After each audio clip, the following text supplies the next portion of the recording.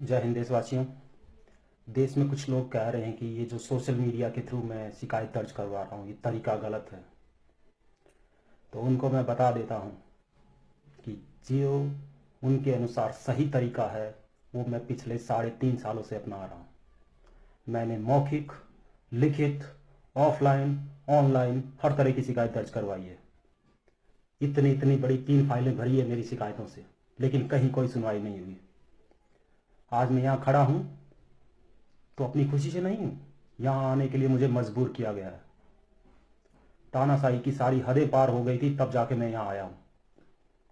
और जब मैं आ ही गया हूँ तो देश को बताऊंगा कि अंदर क्या हालात हैं।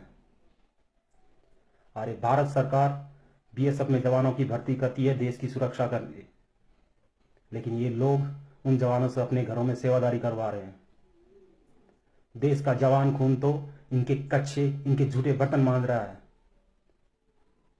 अगर सारी गिनती की जाए तो इनके यहाँ बीएसएफ की 25-30 बटालियन झाड़ू पोछा कर रही है, और जो जवान वास्तव में सीमा पर देश के लिए खड़ा है उसे 18-18 घंटे ड्यूटी करनी पड़ रही है। यही कारण है कि उन्हें एक्स्ट्रा ड्यूटी करनी पड़ रही है।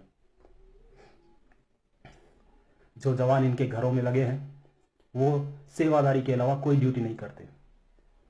तो भारत सरकार उनको वेतन किस लिए दे? उनका वेतन इन अधिकारियों से वसूला जाना चाहिए जिनके यहाँ वो सेवादारी कर रहे हैं। जो जवान रात दिन देश के लिए खड़ा है सीमा के ऊपर चौकस, उसी की छुट्टी रुकती है, हर प्रताड़ना उसी को झेलनी पड़ती है। और जब बात आती है अच्छी ड्यूटी के लिए रिवार्ड की तो सबसे पहले नाम होता है इन सेवादारों का। अरे जवान भी तो आखिरकार एक इंसान ही है, मशीन तो है नहीं वो। आप उनसे 18-18 घंटे ड्यूटी करवाते हो। अगर फोर्स में कर्मचारी यूनियन नहीं होती है तो इसका मतलब ये तो नहीं है कि आप सीधे सीधे जवानों का शोषण करोगे। माननीय प्रधानमंत्री महोदय, ये लोग देश के यंग ब्लड को खराब कर रहे हैं, उनसे अपने यहां सेवादारी करवा रहे हैं। ये लोग खुलेआम देश की सुरक्षा से खिलवाड़ कर रहे हैं। मैंने सोशल मीडिया पे जितनी शिकायत दर्ज करवाई है हर एक का सबूत दिया है और इसका भी दे रहा हूं।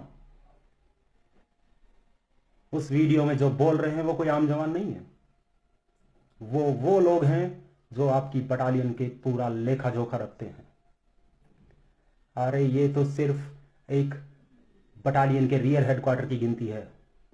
अगर टेक हेडक्वार्टर और पूरी बटालियन की गिनती की जाए तो देखिए कि कितने जवान, कितनी बीएसएफ की बटालियन इनके घरों में सेवादारी कर रही है।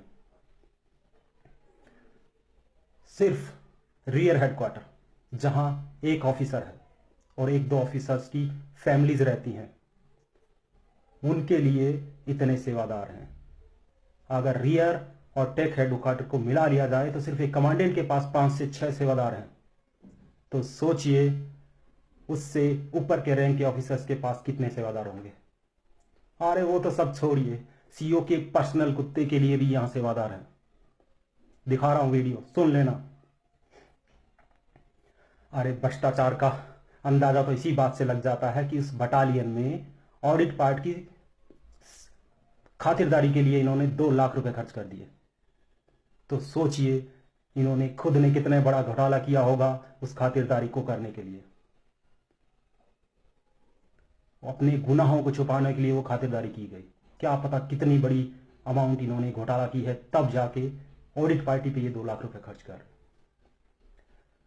वो पैसे भारत सरकार ने नहीं दिए इनकी खातिरदारी के लिए, इनको वो भी इन्होंने जवान मैच से निकाले। हर कंपनी के हर मैच से 8-8 हजार रुपए मांगे गए और बाकी की अमाउंट बटालियन हेडक्वार्टर से खर्च की गई। उस वीडियो में सुन लेना, मैं बता रहा हूं एक अमाउंट कितना खर्चा आ जाएगा, लेकिन उनकी खातिरदारी के लिए जिसे लगाया गया है वो कह रहे हैं कि नहीं ज्यादा आएगा। अच्छे से सुन लेना। अरे आए दिन देश के जवान आत्महत्या कर रहे हैं तो कुछ तो कारण होगा उसके पीछे, वरना जिस गोली पे दुश्मन का नाम लिखा होना चाहिए उससे वो अपने आप को मार रहा है। कहते हैं ना कि जो आत्महत्या करता है वो कमजोर होता है। नहीं है आपके देश का जवान कमजोर, वो मजबूर है। ये लोग मजबूर करते हैं उसे आत्महत्या के लिए। और वो जवान ये सोचता है कि कल किसी झूठे आरोपी बना के उसको सस्पेंड कर दिया जाएगा या डिसमिस कर दिया जाएगा, तो वो सोचता है कि मरने से कम घर वालों को फाइनेंशियल बेनिफिट तो मिलेगा, तब जाके वो आत्महत्या करता है। मैं जिस दिन से बीएसएफ में आया हूं, उस दिन से देश का एक सच्चा और ईमानदार सिपाही होने का फर्ज निभा रहा हूं। मेरी सोच तो ये कहती है कि समस्या से भागना उसका समाधान नहीं है, अपितु दृढ़ संकल्पित प्रयास के द्वारा उसे सदैव के लिए समाप्त किया जा सकता है। और मेरी सोच से प्रभावित होकर अगर एक भी जवान ने आत्महत्या का रास्ता छोड़ के शिकायत का रास्ता चुना, जी हां, सुसाइड का रास्ता छोड़ के अगर शिकायत का रास्ता चुना, तो मेरा देश के सामने आना सफल है। और रही बात मेरी, तो सुन ले ये भ्रष्टाचारी कि बहुत कुछ है मेरे पास। Wait and watch. जय हिंद।